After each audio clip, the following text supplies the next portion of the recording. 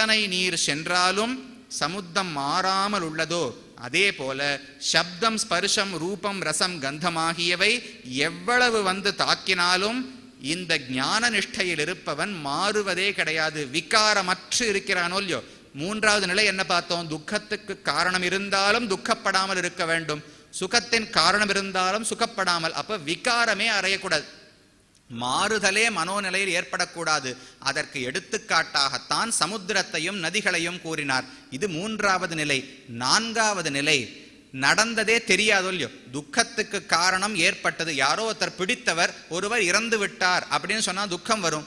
அந்த விஷயமே தெரியாமல் இருக்கும், நம்ம கண்ணு முன்னாடியே நடந்திருக்கும், ஆனால் மனதில் அது படாமல் இருக்கும். ஏதோ ஒன்று கிடைக்கிறதுனால் தெரியாமலே இருக்கும். எதே போலவென்றால் யா நிஷா சர்வபூதானாம் தஸ்யாம் ஜாகர்த்தி சம்யமி யஸ்யாம் ஜாகிரதி பூதானி சா நிஷா பஷ்யதோ முனேஹே. மற்றவர்களுக்கெல்லாம் எது பகலோ அது இந்த ஞானிக்கு இரவாக இருக்கிறது, மற்றவர்களுக்கெல்லாம் எது இரவோ அது இந்த ஞானிக்கு பகலாக இருக்கிறது என்று கண்ணன் தெரிவிக்கிறார். என்ன சுவாமி ரொம்ப புதிரா பேசுறாரு, என்ன அர்த்தம்னால் இந்த ஞானிக்கு என்ன உள்ளது? ஆத்ம ஞானம் உள்ளது. எது இல்லை? உலக விஷயங்களை பற்றின அனுபவம் என்பது முற்றிலும் இல்லை. நான்காவது நிலைக்கு வந்துட்டாரோ இல்லையோ. ஆகையால் ஊரெல்லாம் எப்படி இருக்கு?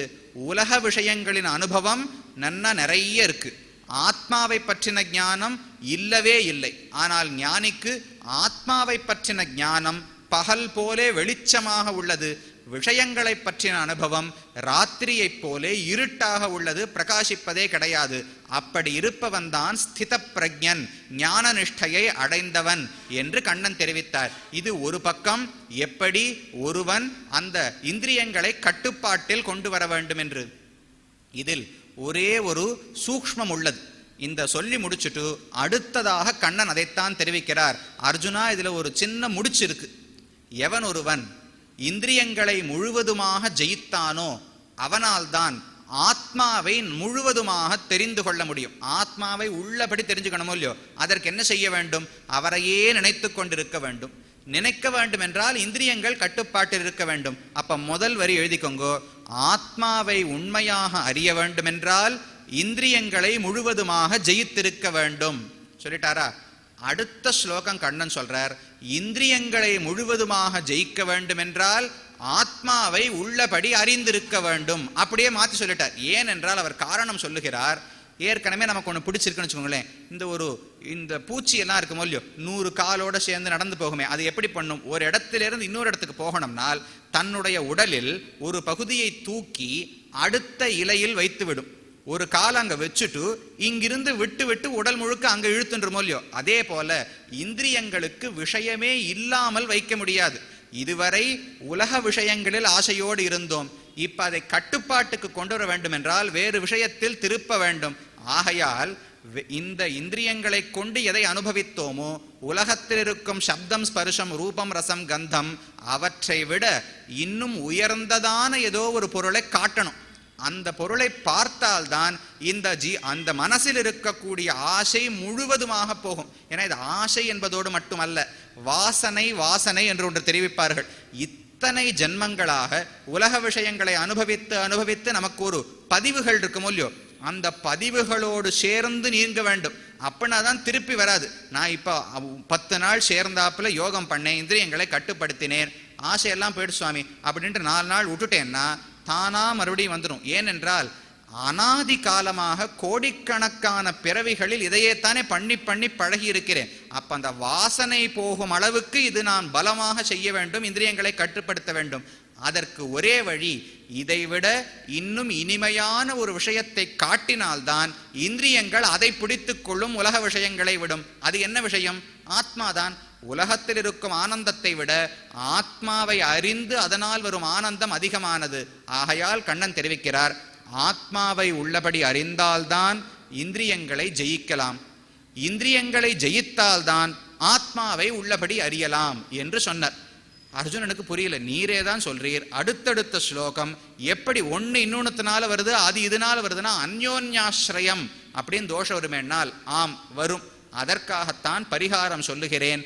தானி சர்வாணி சம்யம்ய யுக்த ஆசீத மத்பரஹ வசேஹி யஸ்ய இந்திரியாணி தஸ்ய பிரஜா பிரதிஷ்டிதா. அர்ஜுனா, அதுக்கு வழி சொல்கிறேன்.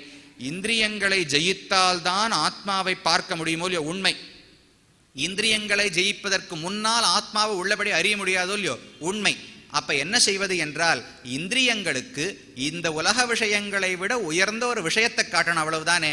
நான் இருக்கேனே, ஏன் ஜீவாத்மாவை பார்க்கிறாய்? இந்திரியங்களை எல்லாம் கட்டுப்படுத்தி தானி சர்வாணி சம்யம்ய யுக்த ஆசீத மத்பரஹா, அதையெல்லாம் என்னிடத்தில் செலுத்திவிடு. எனக்கு அழகான திருமேனி இருக்கு, ஆபரணங்கள் இருக்கு, எத்தனை வடிவழகு புறப்பாடு இருக்கு, திருமஞ்சனம் இருக்கு, பிரசாதம் இருக்கு. எந்தெந்த புலனுக்கு என்ன தீனி வேணுமோ கோயிலிலிருந்து பெறலாம், பகவானோடு சம்பந்தப்பட்டதாக கொடுக்கலாம். அப்படி செய்து கொண்டா என்றால் இப்ப அந்யோன்யாசிரயம் கிடையாது. இந்திரியங்களை கட்டுப்படுத்தி பகவானிடம் செலுத்த வேண்டும். அதற்கு பிறகு ஜீவாத்மாவை உள்ளபடி அறியலாம் என்று பரிகாரம் சொல்லிவிட்டார்.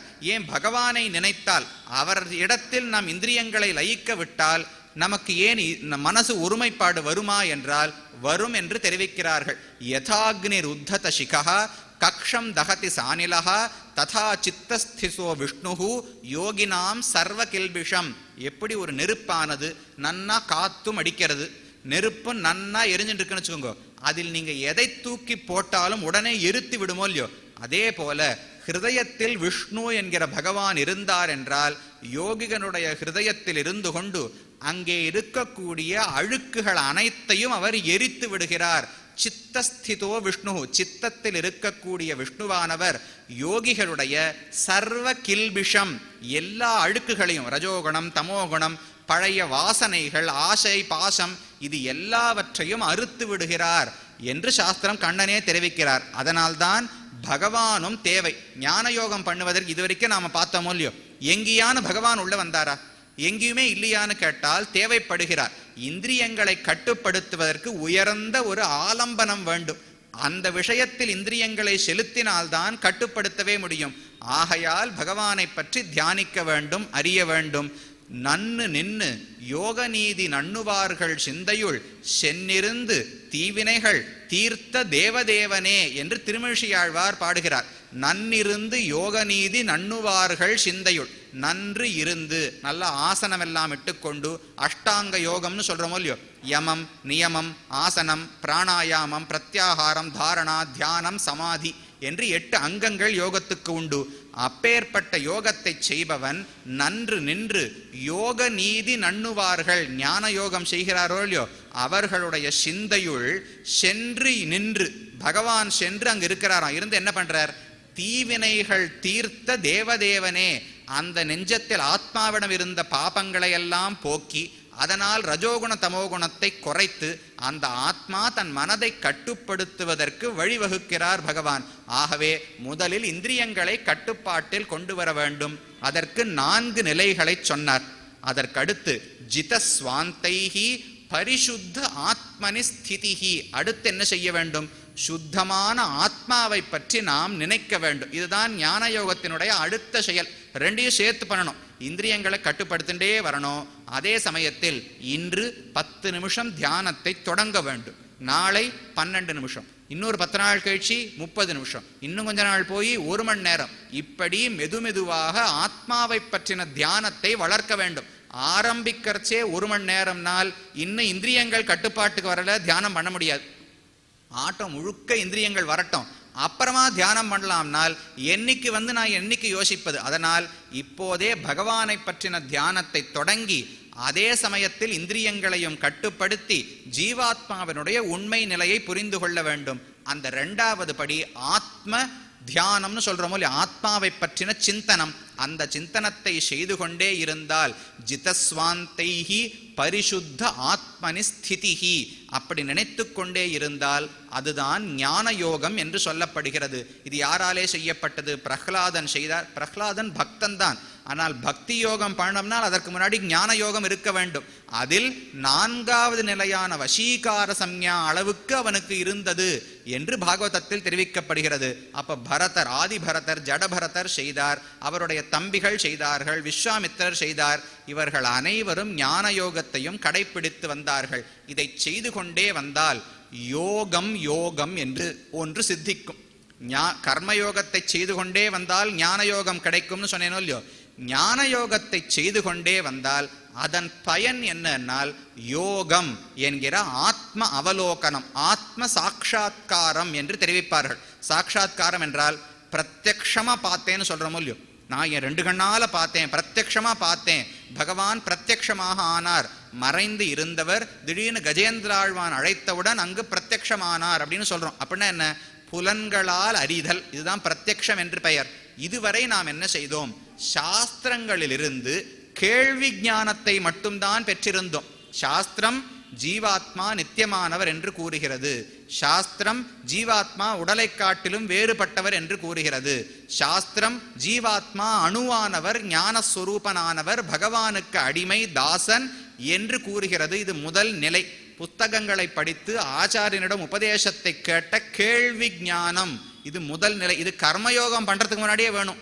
ஆத்மாவை பற்றின கேள்வி ஞானமே இல்லாவிட்டால் கர்மயோகமே செய்ய முடியாது. இன்னைக்கு ஆரம்பத்தில் பார்த்தோமே, உடலை காட்டிலும் வேறுபட்டவன் ஆத்மான்னு தெரிஞ்சால்தான் கர்மயோகம் செய்யணும். புண்ணியம் பாபம்ங்கிறது உண்டு, வேறு உலகத்துக்கு செல்லலாம், சொர்க்கத்தை அடையலாம்ங்கிற புரிதலே வரும். அப்ப முதல் நிலை ஆத்மாவை பற்றி சாஸ்திரத்திலிருந்து அறிந்து கொள்வது. அடுத்தது கர்மயோகத்தை செய்ய வேண்டும். செய்தால் மனது சுத்தமாகும். மனது சுத்தமானால் இந்திரியங்களை கட்டுப்படுத்தி ஆத்மாவை பற்றின தியானத்தை தொடங்கலாம். அதற்கு தான் ஞான யோகம் என்று பெயர். அப்ப முதலில் கேள்வி ஞானம். இப்ப அடுத்து இருக்கிறது என்ன? சிந்தனை. மறுபடியும் மறுபடியும் முன்னமே தெரிந்த ஒரு விஷயத்தை ஆசை போடுகிறோமோ இல்லையோ, கண்ணால் பார்க்கவில்லை, காதால் கேட்கவில்லை, ஏற்கனவே தெரிந்த ஒரு விஷயத்தை மறுபடியும் மறுபடியும் நினைவு கூறுகிறோம். ஸ்மிருதி என்று சொல்வார். சிந்திக்கிறேன்னா என்ன? நடந்த ஒரு விஷயத்தை அசை போடுதல் என்றால் நினைவு கூறுதல் என்றுதானே பொருள். அது 2வது நிலை. இதை செய்து கொண்டே இருந்தால் என்ன ஆகும்? அந்த ஆத்மாவை நேரே கண்டுவிடலாம். கண்ணால் காண முடியாது, மனதாலே சாட்சாத்கரிக்கலாம். சாட்சாத்காரம் என்றால் புலன்களை கொண்டு அறிவது. முதலில் காதால் கேட்டு அந்த ஆத்மாவை பற்றி தெரிந்து கொண்டேன், கேள்வி ஞானம். அதற்கு அடுத்து அவரை பற்றின நினைத்தல், ஸ்மிருதி என்பது. 3வதாக நான் என்பவர் யார் என்று உண்மையாக மனதை கொண்டே தெரிந்து விடலாம். அதற்கு தான் ஆத்ம சாட்சா்காரம் என்று பெயர், ஆத்ம அவலோகனம் என்று பெயர், யோகம் என்று பெயர். 3 சப்தங்களும் உபயோகிக்கப்படுகின்றன கீதையிலேயே. இந்த யோகம்ங்கிறது தனின்னு வச்சுக்கணும். கர்மயோகம் வேறு, ஞான யோகம் வேறு. இப்போது சொல்லக்கூடிய யோகம் என்பது என்னன்னால், பல நாட்கள் ஆத்மாவை பற்றி சிந்தித்தபடியால் இப்போது ஆத்மாவினுடைய உண்மையான தன்மையை முழுவதுமாக நாம் அறிந்து விடுகிறோம். இதற்கு யோகம் என்று பெயர். அந்த யோகத்திலே என்ன நடக்கும் என்றால் சமதர்சனம். 4 நிலைகளை கண்ணன் சொல்லுகிறார். சுருக்கமாக 4 நிலையை மட்டும் பார்ப்போம். முதல் நிலை, எல்லா ஆத்மாக்களையும் சமமானவர்கள் என்று அவன் புரிந்து கொண்டு விடுகிறான். வேற ஒருவருடைய ஆத்மா இருக்குன்னு வச்சுக்கோங்களேன், அவரை பார்த்தாலும் நானும் அவரும் ஒன்றுதான் படணும் இல்லையோ. அவரும் அணுவானவர், நானும் அணுவானவன். அவரும் ஞான வடிவமானவர், நானும் ஞான வடிவமானவன். அவரும் பகவானுக்கு தாசன், நானும் பகவானுக்கு தாசன். ஆகையால் ஒரு ஆத்மாவை பார்த்தால் இவருக்கு நிகரானவர்கள் தான் அனைத்து ஆத்மாக்களும் புரிதல் வந்துடும். சமதர்சனம், சமதர்சனம் என்று சொல்வார்கள். சர்வபூதானிச்ச ஆத்மனி, தன்னை மற்ற ஆத்மாக்களில் பார்க்க வேண்டும், மற்ற ஆத்மாக்களை தன்னிடத்தில் பார்க்க வேண்டும். அது எப்படி பார்க்கலாம்னா, 2 பேரும் ஒண்ணு தானே. அவர் வேறு மாதிரி, அவர் வேறு ஒருவருக்கு தாசன், நான் வேறு ஒருவருக்கு தாசன்னா அப்ப அவர் வேறு நான் வேறுன்னு சொல்லலாம். அவர் சிறியவர், நான் பெரியவன் அளவில்னு சொன்னால் அவர் வேறு நான் வேறுன்னு சொல்லலாம். அவருக்கும் எனக்கும் எந்த விதத்திலும் எந்த வேறுபாடுமே இல்லைன்னு வச்சுக்கோங்க. அப்ப என்னை கண்டால் அவரை பார்த்த மாதிரி தான் ஆகும், அவரை கண்டால் என்னையே கண்டது போல்தான் ஆகும். இதுதான் முதல் நிலையாக பகவான் சொல்லுகிறார். அடுத்த நிலை, ஜீவாத்மாக்கள் அனைவரும் சமம் என்று தெரிந்து கொள்வதோடு மட்டும் அல்லாமல் ஜீவாத்மாவும் பரமாத்மாவும் ஒத்தவர்கள் என்று புரிந்து கொள்கிறான். ஏனென்றால் இந்த உடல் போயிடுத்துன்னு வச்சுக்கோங்க, இந்த ஜீவாத்மா முக்தி அடைகிறார்னு வச்சுக்கோங்க. அப்ப பகவானுக்கும் ஜீவாத்மாவுக்கும் பல ஒற்றுமைகள் உண்டு. பகவான் அணுவானவர் அல்ல, மிக பெரியவர். ஆனால் அவரும் ஞான வடிவமானவர், ஜீவாத்மாவும் ஞான வடிவமானவர். பரமாத்மாவுக்கும் எந்த அஜ்ஞானம், அறிவின்மை என்கிற தோஷம் கிடையாது. முக்தியடைந்த ஜீவாத்மாவுக்கும் அஜ்ஞானம் கிடையாது. இந்த உடலோடு இந்த உலகத்தில் இருக்கும் வரைதானே அஜ்ஞானம். இந்த உலகத்தை தாண்டி விட்டால் அஞ்ஞானம் இருக்கப் போவதில்லை. ஆகையால் இந்த ஜீவாத்மா பரமாத்மாவோடு பல ஒற்றுமைகளை கொண்டவர் என்று இரண்டாவது படியாக தெரிந்து கொள்கிறான். ஆகையால் ஆத்மாக்களை சமமாக பார்த்தால் முதல் நிலை சமதர்சனம். இரண்டாவது, ஆத்மாக்களையும் பரமாத்மாக்களையும் ஒன்றுன்னு நினைச்சக்கூடாது. ஜீவாத்மா வேறுதான், பரமாத்மா வேறுதான், ஆனால் இருவரும் ஒரே தன்மையை கொண்டவர்கள் என்று புரிந்து கொள்கிறான். மூன்றாவது நிலை என்னவென்றால், இதுவரை முதல் இரண்டு நிலைகளில் எப்போ இந்த புத்தி வரும்னால், தான் தியானம் செய்கிறானோ இல்லையோ, அமர்ந்து யோகம் செய்யும் பொழுது எல்லா ஆத்மாக்களும் சமம், ஆத்மாவும் பரமாத்மாவும் ஒப்பானவர்கள் என்கிற எண்ணம் வரும். யோகத்திலிருந்து எழுந்து விட்டால், எத்தனையோ மற்ற காரியங்கள் இருக்கும் இல்லையோ, நாள் முழுக்க யோகமேவா பண்ணிட்டு இருக்க போறார் ஒருத்தர், மற்ற காரியங்கள் அப்ப கர்மயோகமும் தொடர வேண்டும், தன்னுடைய நித்திய கர்மானுஷ்டானங்களை செய்ய வேண்டும், பகவானுக்கு பூ சூட்ட வேண்டும், அர்ச்சனை செய்ய வேண்டும், பெருக்கி கோலம் போட வேண்டும், எல்லாம் பண்ணணுமே. அந்த சமயங்களில் இந்த எண்ணம் தொடரும் என்று சொல்ல முடியாது. யோக சமயத்தில் மட்டும் சமதர்சனம் வந்தால் அது முதல் இரண்டு படிகள். மூன்றாவது நிலையில் யோகத்திலிருந்து எழுந்த பிறகும் இவனுக்கு சமதர்சனம் வந்து விடுகிறது. எந்த நிலையில் யாரை பார்த்தாலும் அவர் வேறு நான் வேறு என்கிற புத்தி வருவதில்லை. இது மூன்றாவது நிலை. நான்காவது நிலை, ஆத்ம உபம்யேன சர்வத்திர யஃப் பஷ்யதி, ஆத்மாவும் மற்ற ஜீவாத்மாக்களும் ஒப்பானவர்கள்னு தெரிஞ்சிடுத்தோல்லையோ. அதனால் என்ன நடக்கும் என்றால், சுகத்தையும் துக்கத்தையும் சமமாக பார்க்க தொடங்குகிறான் என்று கண்ணன் தெரிவிக்கிறார். என்ன அர்த்தம்? வேறு ஒருவருக்கு சுகம் வந்தால், அது எனக்கு வந்த சுகம் வந்தால், ரெண்டுத்துக்கு இப்ப நமக்கு வித்தியாசம் இருக்கும். எனக்கு ஒரு சுகம் வந்தால் நான் ஆனந்தப்படுகிறேன், வேறொருக்கு சுகம் வந்தால் அவ்வளவுலாம் எனக்கு சந்தோஷம் கிடையாது. எனக்கு துக்கத்தின் காரணம் வந்தால் மிகுந்த துக்கம், மற்றொருவருக்கு துக்கத்தின் காரணம் வந்தால் அவ்வளவு எனக்கு துக்கம் இல்லை. இது என்ன மாற வேண்டுமாம்? எனக்கு நடந்தது அவருக்கு நடந்தது என்கிற வேற்றுமையே நீங்கி சென்று யாருக்கு நடந்தாலும் எனக்கு விகாரம் ஏற்படாது. இப்ப எனக்கு பிள்ளை பிறந்ததென்றால் நான் சந்தோஷப்படுவேன், வேறு ஒருவருக்கு யாரோ ஒருத்தருக்கு பிள்ளை பிறந்ததென்றால் சந்தோஷப்படாமல் இருப்பேன். இரண்டையும் ஒன்றாக பார்க்க வேண்டும் என்று கண்ணன் தெரிவிக்கிறார். உடனே நாம் என்ன நினைச்சுப்போம், ஓ வேற ஒருத்தருக்கு பிள்ளை பிறந்தாலும் சந்தோஷப்பட சொல்றார் கண்ணன். அவர் அதை சொல்லல. அவனுக்கு பிள்ளை பிறந்தால் எப்படி நீ சந்தோஷப்பட மாட்டாயோ, அதே போல் உனக்கு பிள்ளை பிறந்தாலும் சந்தோஷப்படாதே. அப்படின்னா தான் கட்டுப்பாட்டு வரும். இது உதவுமா என்றால், அந்த அளவுக்கு முக்தியில் ஆசை வந்து விட்டதென்றால் தானாக இதெல்லாம் வரும். ஏதோ யாரோ வந்து கழுத்தை பிடித்து தள்ளப் போவதில்லை. இது எல்லாம் இயற்கையாக ஒருவனுக்கு வரப்போகிற முதிர்ச்சிகள். அதனால இப்ப நாம் அந்த நிலையில் இல்லையோ இல்லையோ, இப்ப யோசிச்சால் அதெல்லாம் உதவுமா என்றுதான் தோன்றும். வரும்பொழுது தானாக. எத்தனை பெரியவர்கள் இதுவரைக்கும் எத்தனை பேர் மோட்சத்துக்கு போயிருப்பா? அத்தனை பெரியவர்கள் வித்வான்கள் இருந்தவர்களும் குடும்பத்தர்களாகத்தான் இருந்தார்கள், எல்லாரும் சன்னியாசிகளாக இருக்கவில்லை. ஆனால் எத்தனை வைராக்கியத்தோடு பணங்காசு இருந்ததோ இல்லையோ, பிள்ளைகள் எப்படி இருந்தார்களோ இல்லையோ, தங்கள் நிஷ்டை பக்தி மாறாமல் குடும்ப பொறுப்பையும் யாரும் தட்டி கழிக்கவில்லை. ஆனால் அந்த வைராக்கியத்தோடு இருந்தார்களோ இல்லையோ, அதை பற்றித்தான் கண்ணனும் தெரிவிக்கிறார். ஆக அது யோகத்தினுடைய 4 நிலைகள். இந்த யோகம் முதிர்ந்து முதிர்ந்து சென்றால் அப்பொழுதுதான் ஆத்மாவினுடைய உண்மையான ஆனந்தத்தை இவன் அனுபவிக்கிறான். இதுவரைக்கும் உலக விஷயங்களில் தானே ஆனந்தத்தை கண்டான். இப்பேற்பட்ட ஞான யோகத்தை பூர்ணமாக செய்தவன் அதற்கு அடுத்து என்ன நிலை? கர்மயோகத்துக்கு அடுத்து ஞான யோகம், ஞான யோகத்துக்கு அடுத்து யோகம் என்று சொல்லப்படுகிற ஆத்ம அவலோகனம், ஆத்ம சாட்சா்காரம். ஆத்மாவை உள்ளபடி கண்டுவிட்டேன், அனைத்து ஆத்மாக்களும் சமமானவர்கள், ஜீவாத்மாவுக்கும் பரமாத்மாவுக்கும் ஒற்றுமைகள் உள்ளன. இது யோக தசையில் மட்டுமல்ல, எழுந்த பொழுதும் அவனுக்கு புரிகிறது. 4வது, மற்றொருவருக்கு ஒரு சுகமோ துக்கமோ அதற்கான காரணம் ஏற்பட்டால் நான் எப்படி சுகதுக்கங்களை படுவதில்லையோ, அதேபோல் எனக்கு அந்த காரணங்கள் நேர்ந்தாலும் சுகதுக்கங்களை படாமல் இருக்க கற்றுக்கொள்கிறான், சமதர்சனத்தை பெறுகிறான் என்று கண்ணன் சொன்னார். இது வளர்ந்து விட்டால் லபந்தே பிரம்ம நிர்வாணம் ரிஷயः க்ஷீண கல்மஷாக சின்ன துவைதாக யதாத்மானஹ சர்வபூத ஹிதே ரதாக. இப்பேற்பட்டவர்களுக்கு கிடைக்கக்கூடிய பலனை சொல்லுகிறார். லபந்தே பிரம்ம நிர்வாணம். பிரம்மம் என்றால் இந்த இடத்தில் பரிசுத்த ஆத்மான்னு சொன்னாரே அவரை குறிக்கும். பிரகிருதி வியுக்தனான ஆத்மா என்று தெரிவிப்பார்கள். இந்த ஜீவாத்மா இப்பொழுது ஒரு உடலுக்குள் இருக்கிறாரோ இல்லையோ, இந்த உடலை எல்லாம் ஒரு நிமிஷம் நீக்கிவிட்டு பாருங்கள். ஆத்மாவை மட்டும் பார்த்தால் அவருக்கு பாப புண்ணியங்கள் கிடையாது, சரீர சம்பந்தம் தேவையில்லை, அவர் இந்த சம்சாரத்தில் இருக்க தேவையில்லை. முக்தியடைந்த ஜீவாத்மக்களை பார்த்தால் அனைவரும் சமமாக இருப்பார்களோ இல்லையோ.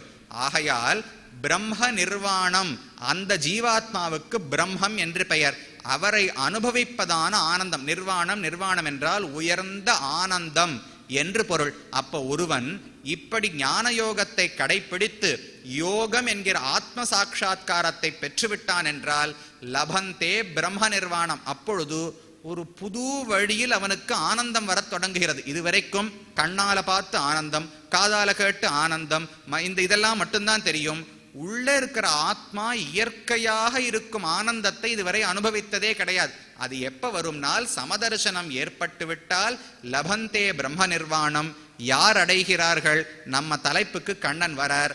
ரிஷயா க்ஷீண கல்மஷாக. ரிஷிகள் என்றால் தாங்கள் ஒரு விஷயத்தை பார்க்க தெரிந்தவர்கள். நமக்கு ஆத்மாவருடைய உண்மையை பார்க்க தெரியவில்லை. திரஷ்டா எவன் ஒருவன் தன்னுடைய ஞானத்தாலே இந்த உலகத்தையே தாண்டும் சக்தி பெற்றவனோ அப்படிப்பட்டவனுக்கு ரிஷி என்று பெயர். ஏதோ ஒரு பொருளை சுலபமாக மற்றவர்களால் காண முடியாத பொருளை எவன் கண்டிருக்கிறானோ அவனுக்கு ரிஷி என்று பெயர். இவர்கள் ஏன் ரிஷிகள்? அனைவரும் அறியாத ஆத்ம தத்துவத்தை இவர்கள் கண்டுவிட்டார்களோ இல்லையோ. அப்ப ரிஷயா க்ஷீண கல்மஷாக. எல்லா குற்றங்களும் இவர்களிடத்தில் விளைவிட்டன.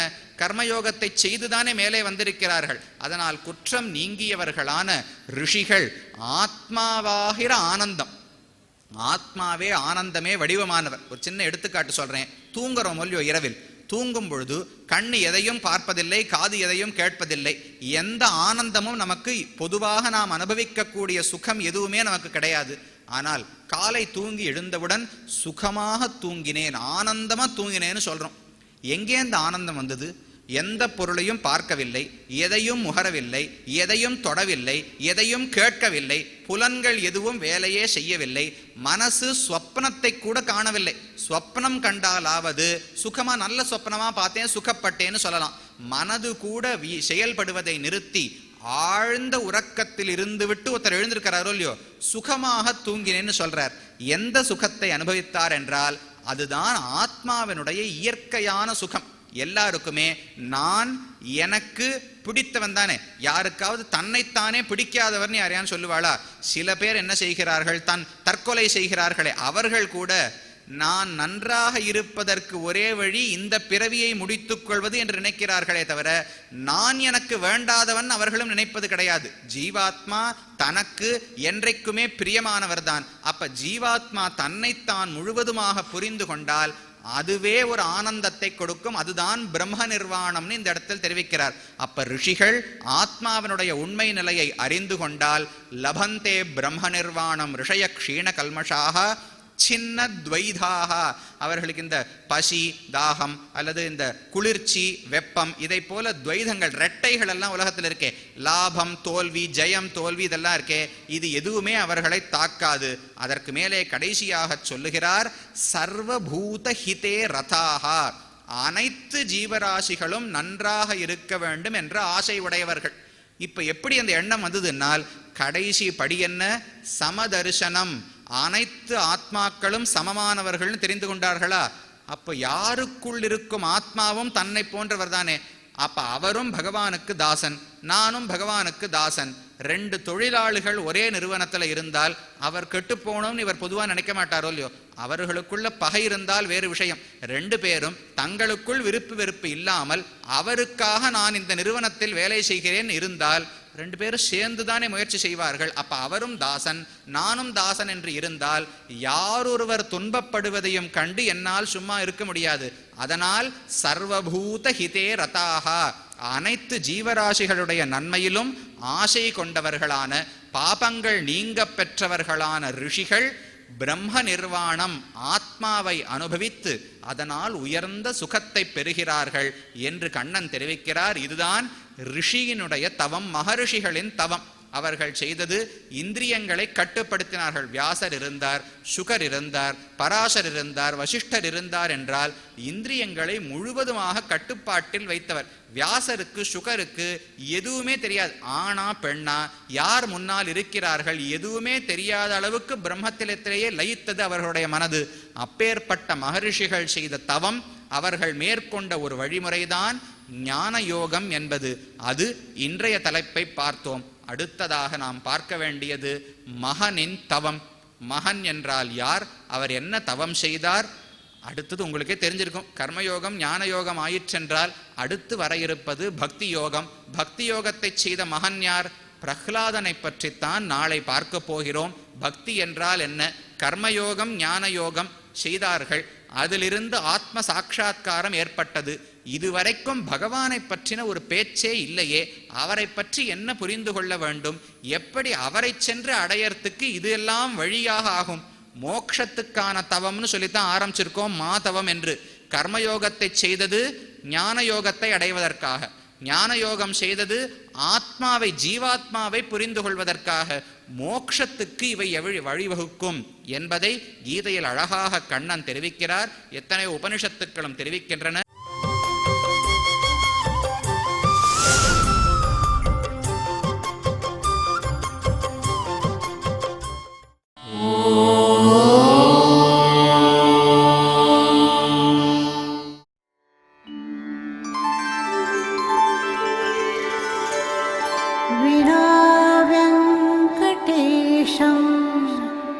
ननाथो ननाथः सदा वेङ्कटेशं स्मरामि स्मरामि।